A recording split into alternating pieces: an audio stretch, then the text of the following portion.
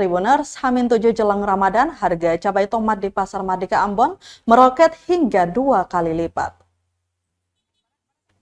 7 hari menjelang Ramadan 2024, harga cabai dan tomat di Pasar Mardika Ambon kini melambung tinggi dari harga biasanya. Menurut salah satu pedagang Yati, kenaikan harganya bahkan 2 kali lipat dari penjualan harga normal. Misalnya untuk cabai keriting kini dibanderol seharga Rp45.000 per kilogram dari harga sebelumnya Rp20.000. Harga serupa juga berlaku untuk cabai rawit yang harga normalnya Rp20.000 kini naik menjadi Rp50.000. Kemudian tomat yang biasanya dijual Rp10.000 per kilo kini naik menjadi Rp25.000 per kilo.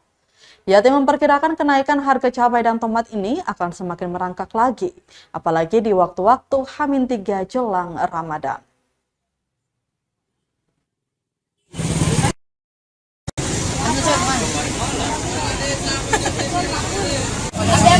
Download Tribun X sekarang, menghadirkan lokal menjadi Indonesia.